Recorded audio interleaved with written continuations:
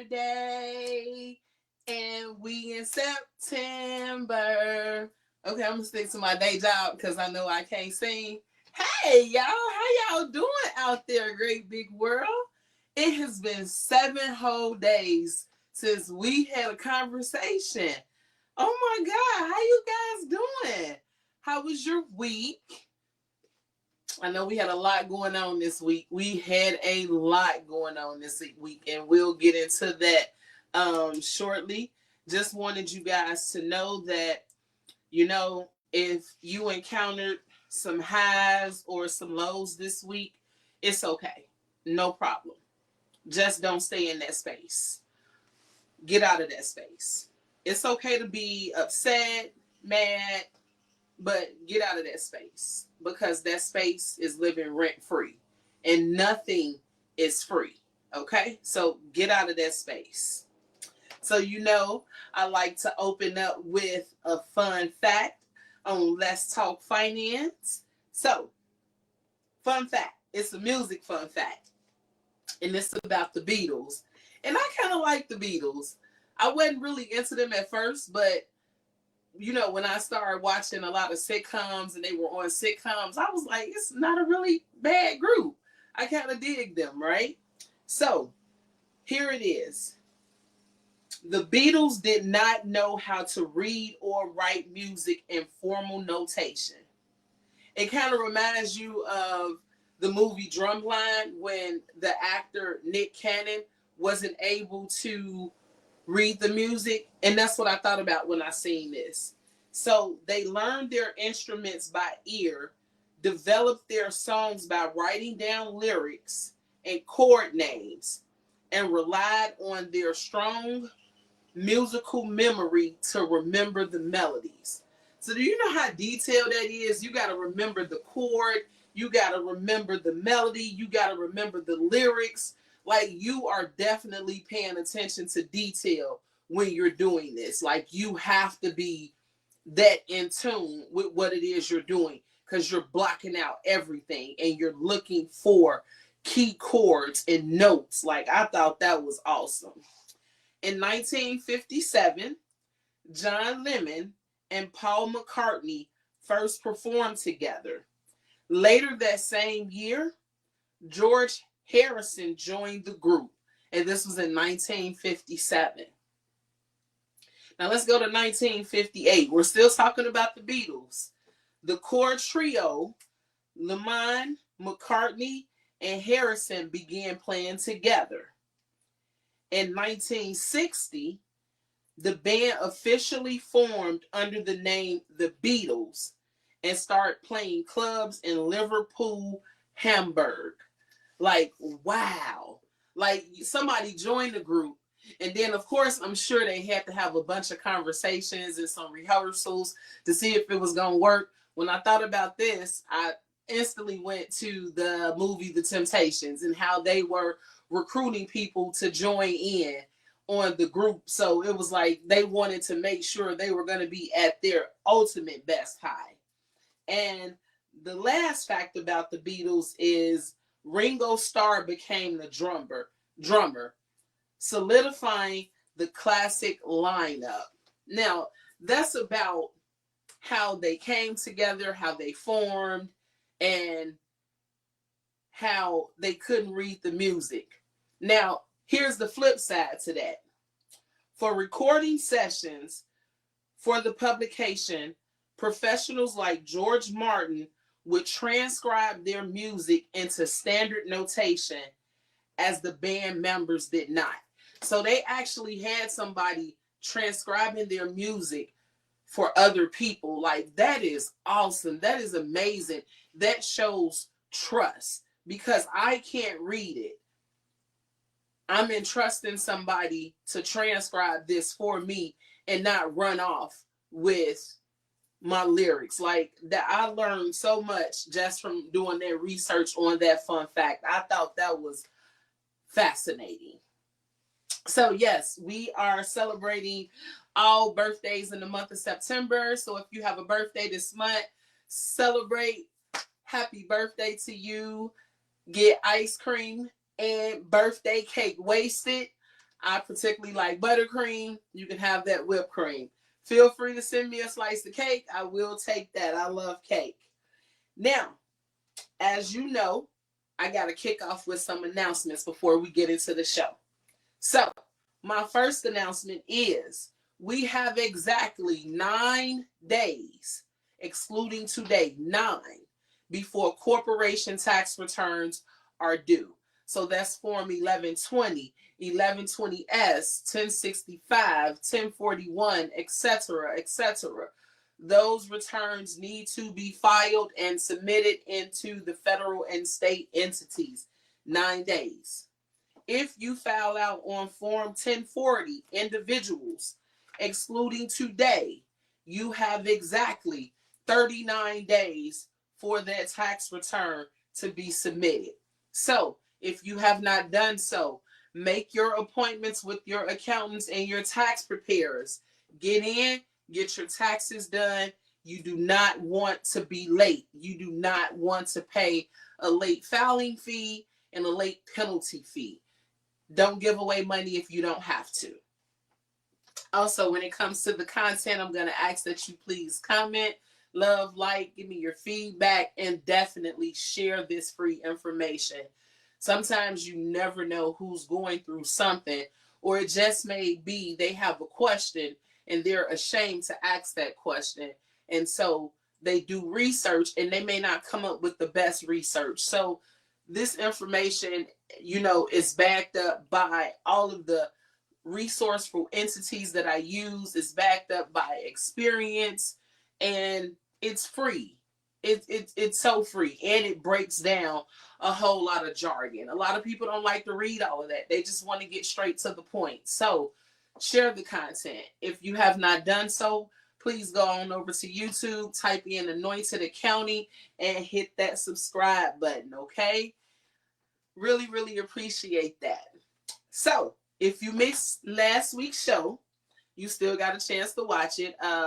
Facebook keeps it on live for 30 days. And then, let's just say those 30 days came and passed you by and you really wanted to see it.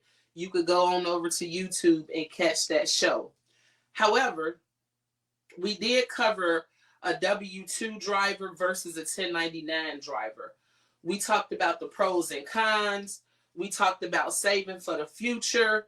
And we also talked briefly about separating your finances. I'm so quick to tell you, have a business account and have a personal account. Don't commingle those funds. It's not necessary. So check out the show.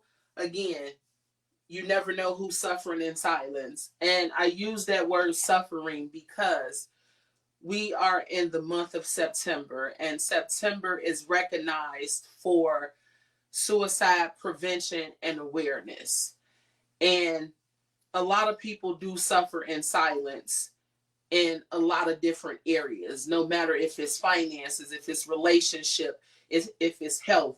Sometimes they may not be so forthcoming in saying something. But if you just have like a general conversation, or if you just mention something that's related to you, that person may be like, what are you talking about? I think that may be interesting, and just pass on the content because it's free. Again, you never know who is suffering in silence and needs a breakthrough, especially when it comes to taxes, especially when it comes to budgeting and financial management. That is so important. Whether you're a business owner or individual, this is for everyone. That is so very, very important. So, welcome to September.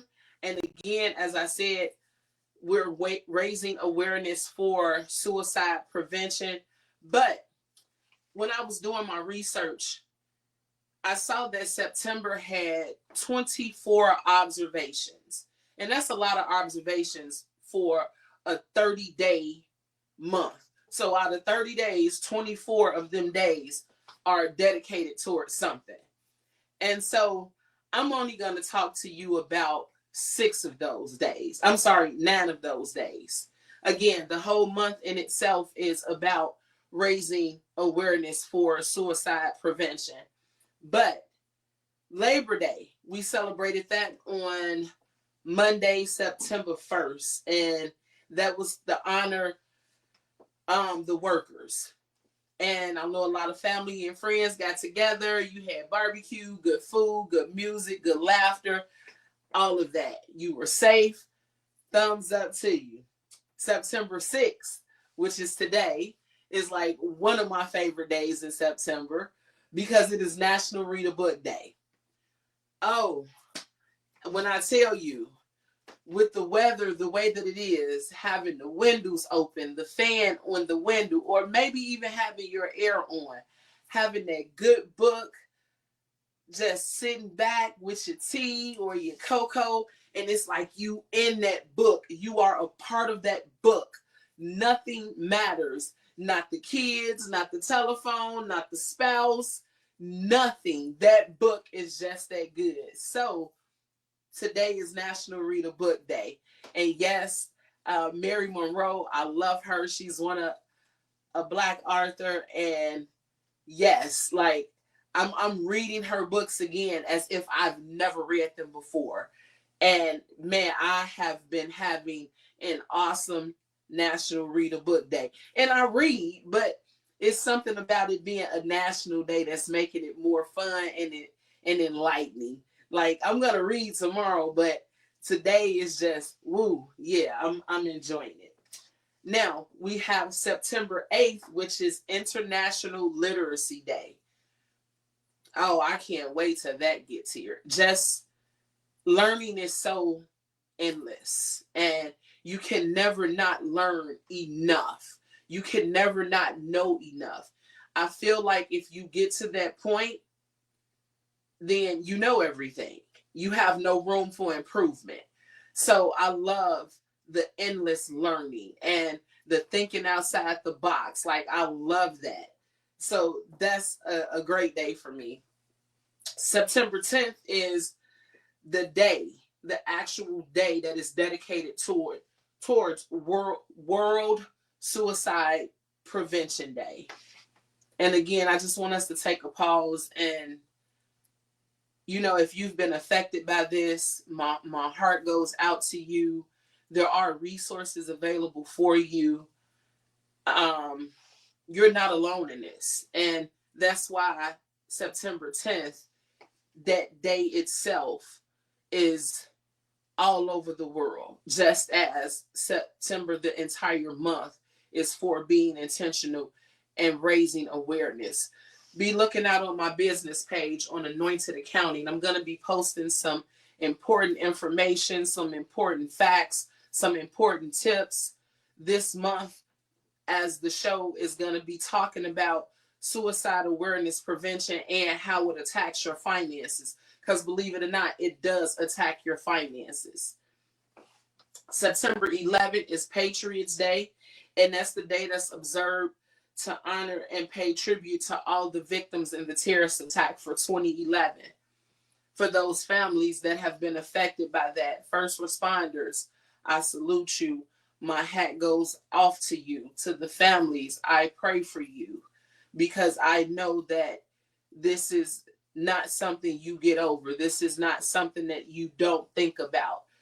So I pray for you. September 15th, that's another favorite day of mine. Why?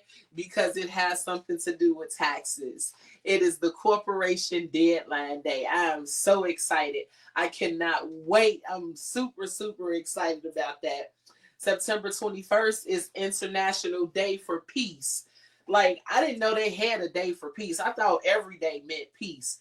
But they have a specific day that's dedicated toward just peace. I already got my plans for that day. I don't know about y'all, but since I'm giving y'all the breakdown of that calendar, go ahead and put it on the calendar. And then another favorite day is September 22nd.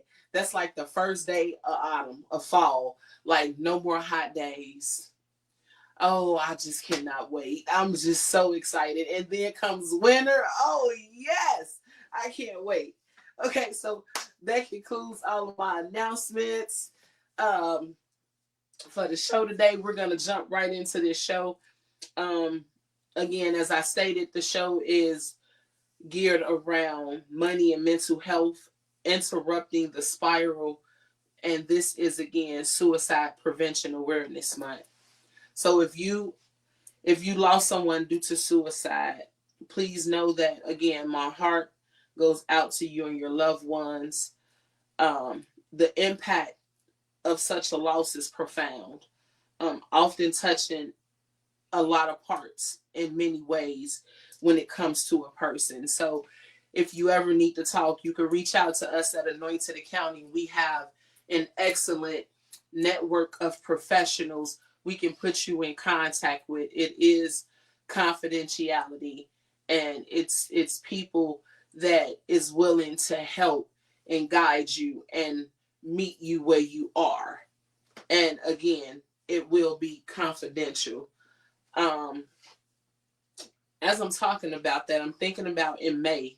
May was geared towards mental health awareness and breaking that stigma on mental health itself. And so then we talked about the stigma that it has and how people suffer because of that stigma that's placed on mental health and how you're looked at or casted out. So then in June, we talked about men's mental health, and we talked about raising Alzheimer's and brain awareness for that month. We discussed the unique challenges that men face when it comes to mental health. We talked about how families come together to recognize the signs of Alzheimer's and how it impacts us individually overall. So now that we're in the month of September, and again, September is observed for 24 awesome, amazing, fascinating things. And suicide prevention, you know, still stands out because we still want to be intentional about that. And while we're doing that, of course, no one thinks about finances or financial aspects, but that is an important part. And that's what we're going to be talking to you here today about.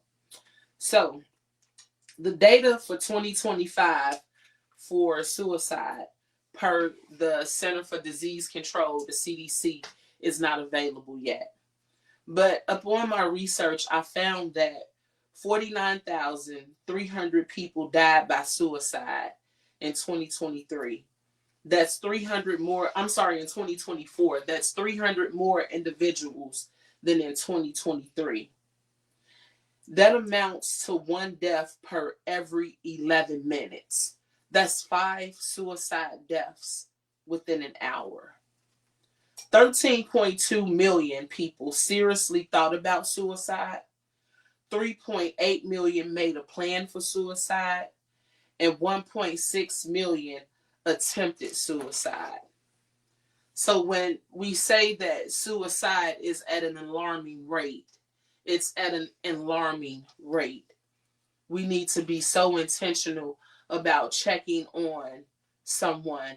And I know that due to technology, it's so easy to send a text message. It's so instantaneously to send an email. It's time now we have to stop and say, pick up the phone. Hey, look, I ain't got that much time. I just needed to hear your voice. How you doing? What you doing today? Maybe we can set up some time to talk later. You just never know what that can do for a person. You never know what person you may help doing that. So, while we're talking about interrupting the spiral and understanding the cycle, let's talk about how debt, bills, and financial uncertainty can fuel anxiety and depression. That's so big. That is very big. Finances alone, when you think about finances and no money, that's enough in itself. That's enough to make you sit and shake your head, right? I know I do. So that depression and anxiety starts to sit in when your debt outweighs your income. And it's like, how? I thought I was managing correctly. When you sacrifice one bill for another, well, guess what? The gas bill is $100 this month. I really need to pay this light bill. So I'm not going to pay the gas bill. I'm going to take this money and pay the light bill.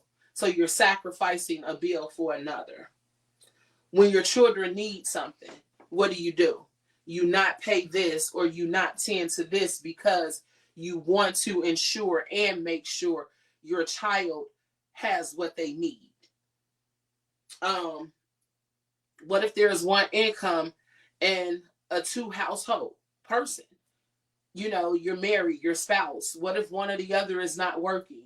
Sometimes that can be a bit stressful. That can bring on anxiety and probably lead to depression. Let's say your salary ranges between 35 to 65,000 a year, yet you still see a deficit at the end of the year. You're not understanding why. Next, no one in the house is working, whether it's a one-person home or a 2 to 3 person home. No one in the house is working, yet the bills are still coming every month. That can lead to anxiety as well as depression. It's a domino effect. And so that's what that spiral comes in at.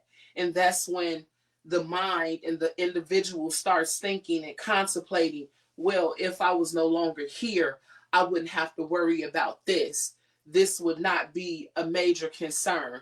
This would not be that.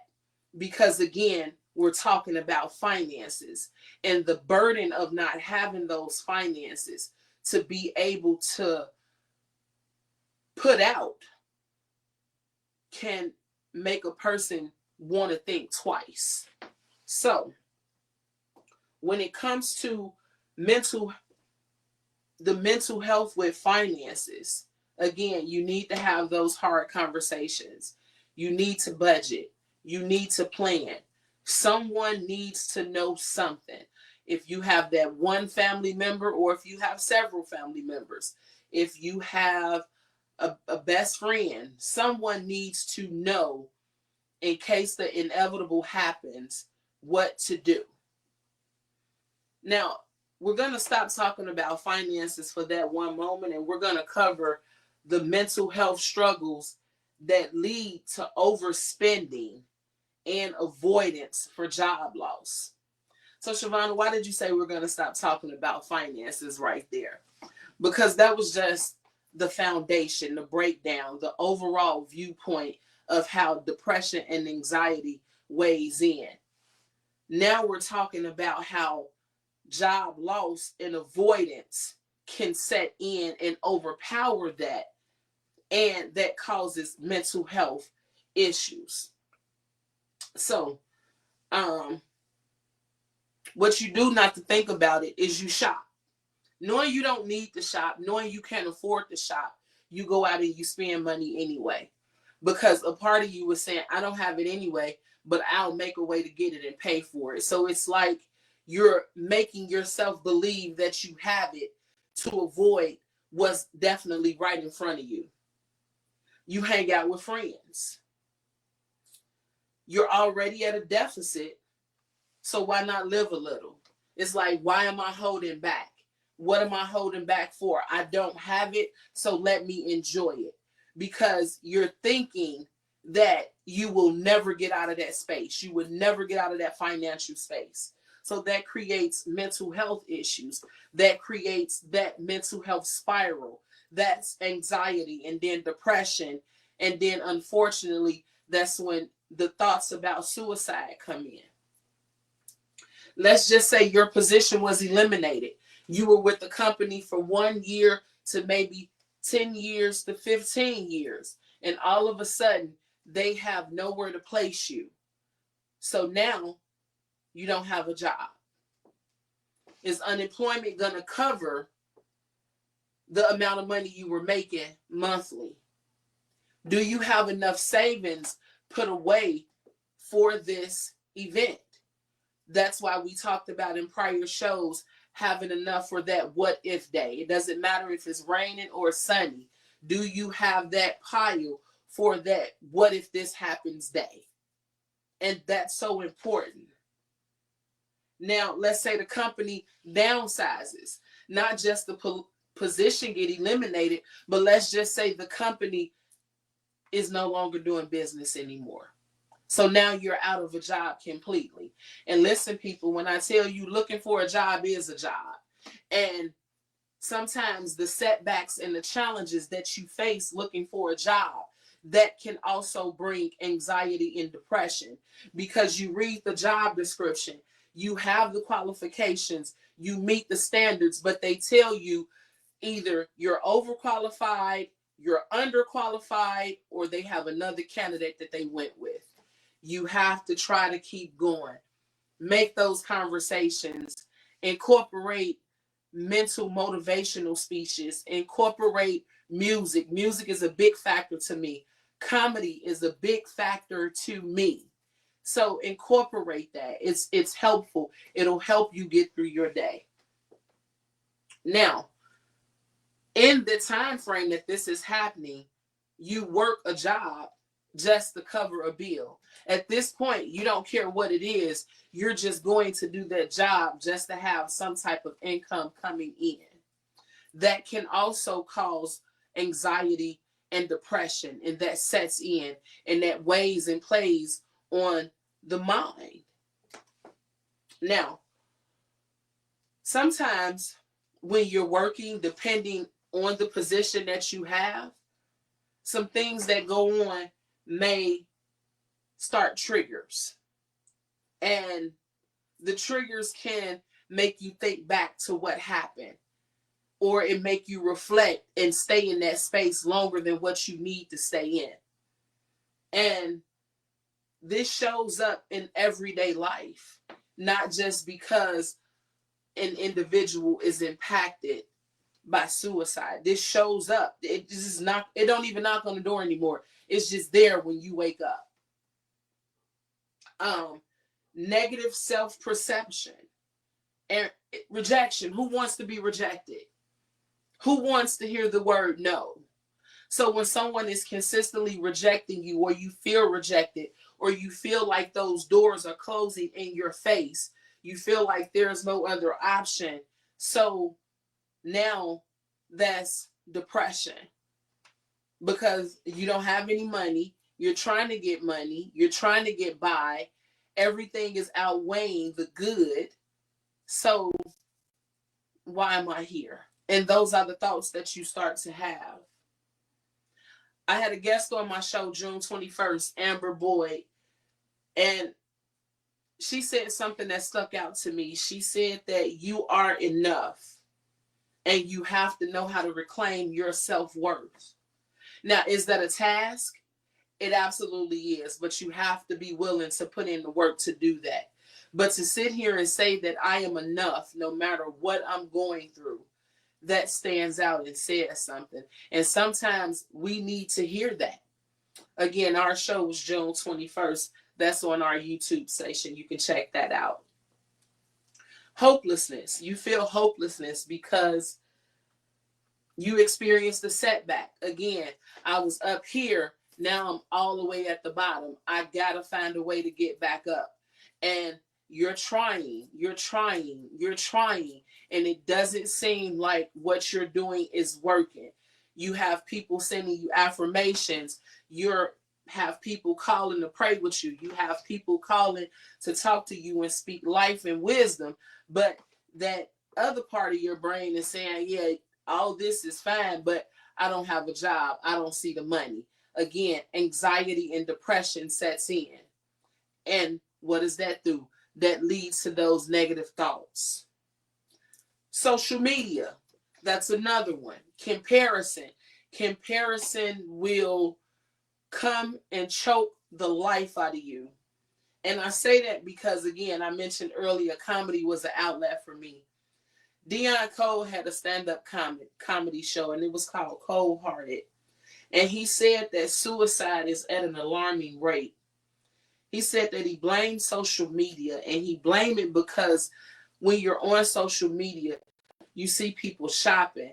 They have labels, not just knockoff, but name brand stuff. They got money, jewelry, they got cars, they got boats, they got yachts. They make a phone call and it's right there. They even got helicopters. But you sitting here at your cubicle thinking like it gotta be a better way. And so when you see that you're using comparison, you're trying to figure out why you're not where that person is at. Why can't you have what that person have? So what does that do? That sets in anxiety and depression. Oh wait, that you check the mail or you check your email, there's a bill. So now you still don't have any money. You don't know how to pay the bill. You're tired of hearing all the positive affirmations. So now that's where those thoughts set in at. Okay? You want what you want at that moment because this is what you're going through. You want what you want, and no one can tell you differently. You want this. You want this to happen right now because why is it happening for someone else and it isn't happening for you? You want what's not meant for you. So, like, I'm going to use me as an example. I feel like my house should be sitting on top of the hills. I should have a personal driver take me to Pete's grocery store and maybe even Aldi's. And we going to stop and we going to go to Harold's because I want some fried fish and then come home. Absolutely not. That is not meant for me. So I cannot be mad and I cannot compare myself to someone who does have that because maybe that's their journey. That's not my journey. You create the image of who you are and who you want to be because you're ashamed of reality and what you're sitting in. So because you're ashamed of yourself, you're creating this fictional person to do and be everything that you want to be because that's not where you are. And at some point when that stops, here comes anxiety, here comes depression. So now I don't have no money. I feel hopeless. I got a negative perception coming toward my way. Nothing is working in my favor. I want what I want and can't have it. I'm using a second personality per se to become what I want to become. And that's not even satisfying me anymore. So again, why am I here? What is my purpose? And don't forget, the bills are still coming. The child needs or the spouse needs. That's something that causes anxiety and depression. Now we're going to talk about recognizing the warning signs. And some may say, well, if someone is going to commit suicide, there isn't going to be any warning signs. And I didn't think that it would be warning signs either. But there is. There's a lot of warning signs. I've been doing this research for a long time. And I was just alarmed to see that some things are so minimal that we bypass and put it on the back burner and say, oh, we'll deal with that later. So you have emotional signs, and some emotional signs come with withdrawal, irritability, hopelessness about money. Now, when I saw irritability, I kind of got in my feelings because I'd be like, sometimes after I get off work and I done worked and I can't figure something out, I'm irritable. Just leave me alone. That don't mean I want to take my life. I'm just irritable. But as I dug deeper, I understood that they meant something entirely different, which means nothing that you do will ever be enough because you've already planted that seed in your head that whatever you do is not going to amount to nothing. You're not going to be nothing. And again, that's going to go back to that negative self-perception that you've already put out there. Again, words are powerful. We have to be mindful what we say. We have to claim what we believe and stand on it. Okay? You're searching for a miracle right now. Who don't want a miracle right now? Who don't want to walk outside and see $1 million? Who don't want to wake up and look in their bank account and see 2.6 billion? Who? I know I would. I don't care if I wake up and there's $5 there. It was more than what I had prior to it being there. And that's how I look at it. Again, always irritable and having no contact at all. Meaning you're not talking to anyone, you're not texting anyone, you're not showing up at work, you're not showing up at school, you're not going to meetings. Whatever it is that you're doing, used to do, you're no longer doing this anymore. That's a sign to look for. Then you have hiding behind addictions, alcoholism, gambling, food, or even substance abuse. Because again, you don't have that money, you can't pay the bills. Why are you here? It's a domino effect in your head. And that's why we call this interrupting the spiral and understanding the cycle of suicide. This is why we need to be more intentional and reach out to someone again. Hey, how you doing? You good? Let's go out tomorrow. Let's go have lunch. Whatever. I just need to put my eyes on you. That's just like me, my aunt Tootie. I don't, and she knows tax season is my busy season. Oh, she knows tax season. Do not bother me in tax season.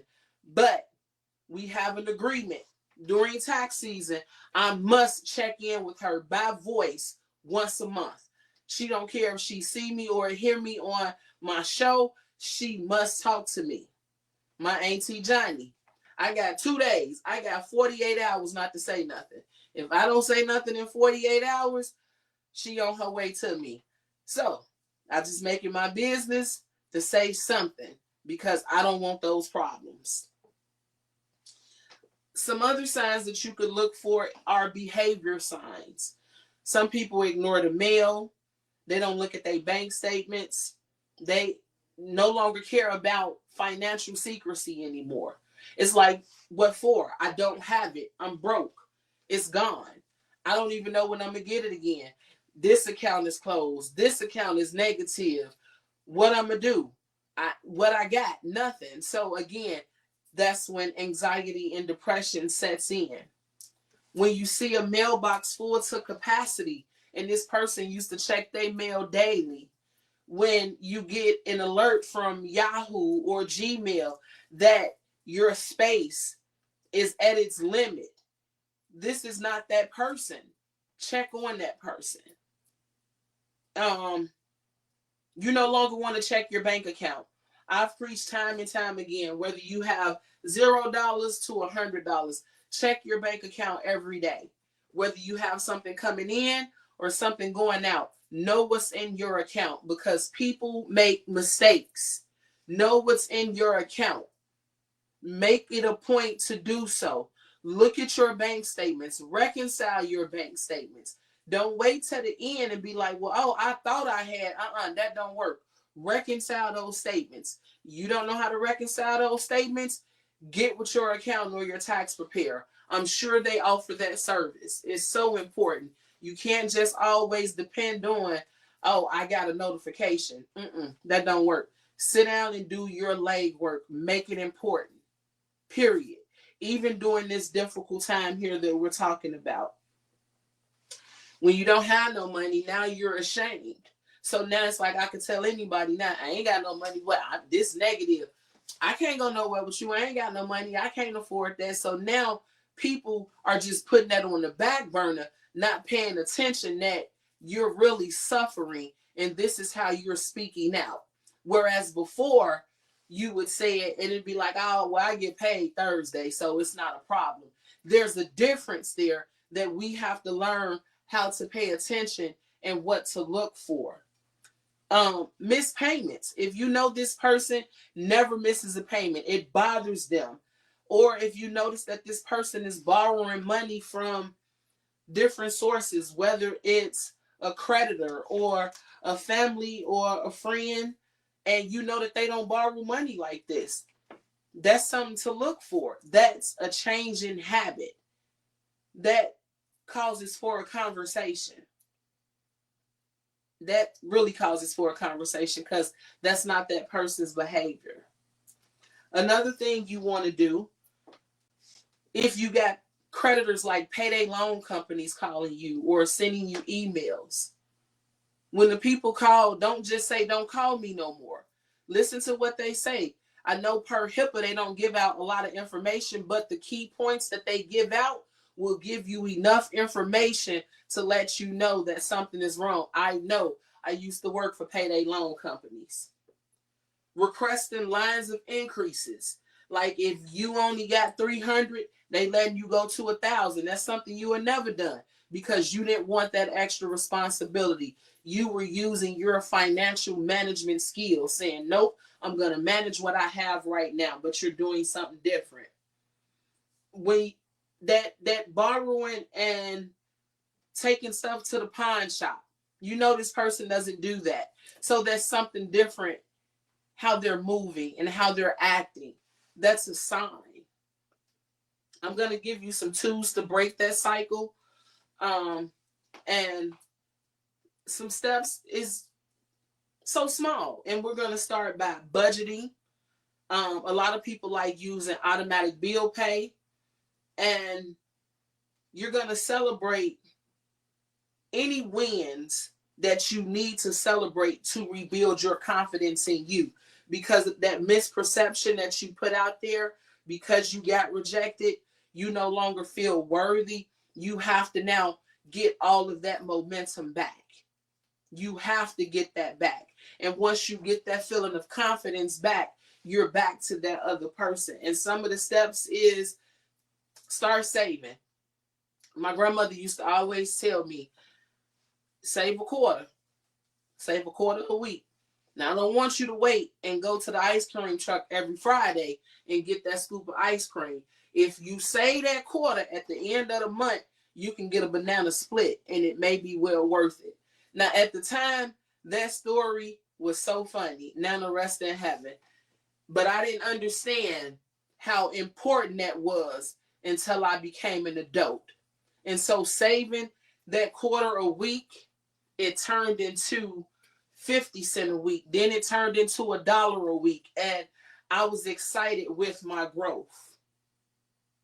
Focus on your priorities, like your mortgage and your rent. Focus on your utilities, your food, and your toiletries. Sacrifices come in now because you're rebuilding who you once were. So start small. Stop dining out every day. Cook. It's okay to have a leftover, especially some greens and them seasoning and set in there and some dressing. Oh, stop playing. Stop shopping every week. Get what you need. Get what you must have right now. Transportation. Gas has increased. Lyft and Uber has increased. Whatever you have to do, if it's within a 5-mile radius, walk. The weather is beautiful. I even walked in the summertime. I was surprised at myself. But I had to get there, and I wanted to see how much money I saved instead of getting into Uber and Lyft. They ain't finna get rich off me. Some mental health strategies is therapy, journaling, or talking to a trusted friend. I learned in May talking to a health mental coach, Pastor Porter, and he said helps deal with the things that you're dealing with inside. That's healing. And what comes with healing is therapy. Coaching means you meet that person right where they are. So if this is right where they are, you're not expecting no more and no less than what they are bringing to you at that very moment. What I tend to do is if I'm feeling some type of way, I will sit down and write a letter and put it in the mail and mail it to myself. And when it arrives, I know I'm not in that same space, but I sit down and I read that letter and I respond to that letter and I put it in the mail. And when I get that letter and I get in that space again, I got something to go read. I also have on my wall a billion reasons to continue. I go and I read what everybody has wrote me because again, they saw something. I need to see what they see. So that's rebuilding that confidence. When it comes to dealing with mental health at the workspace, they have employee assistance plans, which is EPAs. They have short-term disability, and some companies offer flexible work arrangements. And first of all, you got to learn how to balance your work and your personal life. Sometimes that personal life will outweigh that work life, and that's how those finances become a deficit. You may have to walk away from a situation and return to that situation later when you're in a better head and financial space. It's easier said than done, I know, but we also have to learn how to focus on what we can control within that moment. Whatever we can't control, we have to release that. We cannot stay in that space. We need to take a mental day from everything. Again, the show I did in June with Miss Amber Boyd, she said, I take time away from my kids. I have time boundaries. They know between this time not to mess with me. And I'm saying, wait a minute now, those are kids. And she say it does not matter. I am no good to my children if I am no good to myself. I need that mental break. I need that. And that made all the sense in the world. All the sense in the world. I want to stop right there and acknowledge everybody who's watching. I'm so sorry. I'm using a new platform, so it doesn't tell me who's watching. It just showed me an eyeball. So whomever is out there watching, I thank you. I appreciate it. Thank you so, so much. I'm not ignoring you. I'm just trying to learn how to use this new platform. Okay, thank you. Now, we're going to talk about building a support network when we're dealing with suicidal tendencies. You have professional help. You can talk to your accountants. You could talk to your financial coaches. You could talk to your therapist, and you could join support groups.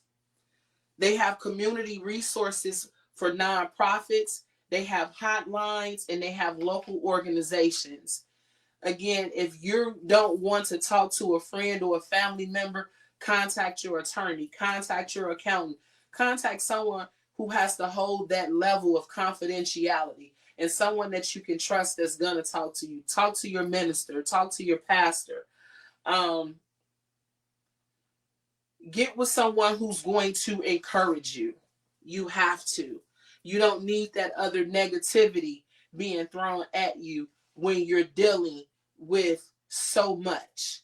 Because again, that anxiety and depression is already attacking you. It's attacking you more and more because the money foundation is not there and it's not supporting what you're dealing with. So get with somebody that's going to give you that energy and show that love and spread that love. A couple recommendations I have for you is for every budget season, follow with a common activity. Walk, pray, meditate, journal. I love walking. I love it. It's so fun to me because that's when I talk to God. I talk to the birds and the bees out there. I stand and held the conversation with the tree the other day. I did that because that is just so important to me. That's how I dealt with it. And everybody has their own mechanism. Now you have financial stress relief. And that's where you want to break the isolation, right? So what do? You talk to someone that's a trusted individual. Again, friend, family member, a professional, whomever you feel close to that creates that safe space and that judgment-free zone. Therapists are out here, of course. Definitely talk to a therapist. Some jobs, offer you packets where you can talk to someone for free, whether you do it virtual in a group or whatever's beneficial to the insurance that covers that mental portion of it. So check into that. Talk to human resources because it deals with the mental health and it deals with work and personal life balance. Know the signs. If money is turning into hopelessness, reach out to 988. That is the crisis hotline. Talk to someone. You do not have to go through this alone. You do not. Celebrate the progress. You know, one of my best friends, I call her my sister Shamil. We can be talking and I'll tell her, well, girl, I only lost 2 pounds. Man, this is worthless. And she'll tell me, girl, you better celebrate them 2 pounds you lost. I done gained 4 pounds. Whether it's true or not, it's just the fact that she's excited about 2 pounds. Let me get excited about losing those 2 pounds. Again, that's 2 pounds that I ain't got to carry. So, you know, celebrate every small win. Every win is a win. It doesn't matter how big or small it is. Every win is a win. Count that. Write it down if you're journaling. I won. This is what I won. And use those words. I won. This is what I accomplished. Speak that existence back into you. Progress. Revisit your financial plan. If you had one prior, revisit it. See where you went wrong at. Create another one, but start small. Don't start so big. Build a financial first aid kit. That's copies of all your important documents. That's a budget and a listed person's contact information. So you may have, in case of emergency, list of 3 people. You may have 7 people. Whatever it is, that list of people, put that in your financial kit. Keep that. It's so important to have that. I know a lot of people may have not heard of that, but again, because we're bringing awareness to prevent suicide, this is what we talk about when someone is going through that process. So, our show is about to come to an end real soon. So, I was doing some research and I was just looking at some things and I came across this and I just want you to listen. But before I say that, leave feedback. Don't be ashamed to leave feedback. We welcome that feedback. We take that feedback and we improve on that feedback. But what I wanted to say was, some believe walking away requires no effort, yet staying, fighting, and holding on can feel like the braver choice. But what happens when you've stayed, you fought, you've poured every piece of yourself into the struggle, and still no light appears at the end of the tunnel? The decision to walk away isn't always easy. It's heavy. It's painful. And believe it or not, it's made with love from the heart that is divided between friends, family, and loved ones. In that moment, the choice to walk away is not weakness, it's power. It's the quiet strength of reclaiming your peace, even when leaving demands more courage than staying ever did. Remember, choosing peace over pain can be the hardest fight of it all. I read that had to be 50 to 60 times. The first 45 times I had tears coming down my eyes because yet it's so powerful, but it's so true on so many levels. We never understand what a person is going through. We never know what a person is dealing with. And we can't always put ourselves in that person's shoes, because how it look when they're walking is not going to be how it look when you walk. So instead of judging, instead of making reason why you think it's best, just listen. That's all that individual need, is just somebody to listen. So my recap for today is, if you're having these thoughts, reach out to a professional. The crisis hotline is 988, hashtag 988, if I'm not mistaken. Reach out to them. Reach out to a trusted family member or a friend.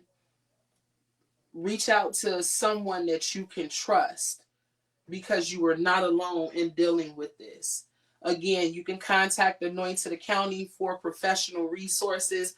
Again, we have a network of some fine individuals certified, state board certified, that will help you, that will create that journey for you that you see, not what they see, but what you see. People, let's check on each other.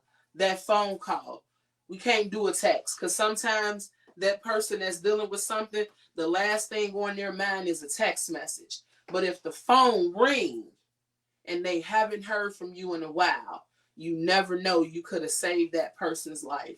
So let's be more intentional about checking on people, calling people. I have an encouragement word for you. One small financial step plus one mental health step equals progress. Celebrate the small wins. You have to. You must, because that's important. How are you going to celebrate something big when you don't even know how to be grateful and celebrate what you have that's small? You got to start somewhere. You have to. Like, at first, I didn't initially like my hair. I didn't initially like Sister Locks. I thought that they were too big because I've seen some smaller. And I thought about it. These look right for me. These are okay for me. So, yeah, they fine for me. And I had to celebrate that, because I had to accept what looked right for me don't mean that something else is meant for me. I have to go with what's best for me. So I had to celebrate that. So again, all month we are dealing with suicide prevention and awareness. This upcoming week, we have, again, today is National Read a Book Day. I know you read, that's fine. That doesn't take away anything. But take some time today and pick a good book. Pick a good author. Take that book, go sit down, put yourself in that book, get away from the phone, get away from social media, read that good book. Get into that good book. As a matter of fact, I think I've posted some questions on my business page. Interact with those questions. Let me know your thoughts. I know, again, I am reading Mary Monroe today. Yes, I did the Upper Room, and I did God Don't Like Ugly. So yeah, I'm Mary Monroe today. Yes, please do so. 9/8, we have International Literacy Day. That's something to celebrate. I know I can't wait to celebrate that. I'm going to celebrate just because. 9/10, again, that day is set aside specifically for World Suicide Prevention Day. And again, if someone has been affected by this, my hearts go out to you. We send prayers up for you during this difficult time. And we, just to let you know, we're here if you need to talk. Again, we have those resources for you. We also celebrate 9/11, which means we take time out and we remember those who were lost during the 2001 terrorist attack. We pray for those families. We keep those families lifted and let them know that we are here for them. Again, let's talk these corporations. We got 9 more days. Get those receipts together. Get those profit and loss statements together. Get with your accountant.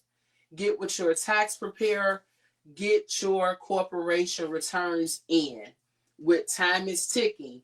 It's ticking, ticking, ticking. And again, you don't want to give out no extra money or nothing like that. Get the returns in. Next week, we're going to talk about when suicide hits home, the financial task after suicide, and the cost of healing, budgeting, and recovery. That's what we're going to be talking about next Saturday. Again, thank you to everyone that has tuned in. I apologize that I didn't call you out by name. This new platform does not let me see this, but I so appreciate you. Please like, love, comment, and share the content. Again, you don't know who's suffering in silence. You don't know who need to hear this. You don't know who you're helping. Let's be intentional. Let's check on someone. Let's enjoy our book today. Let's enjoy International Literacy Day. And I will see you all next Saturday, Lord's will. Bye bye.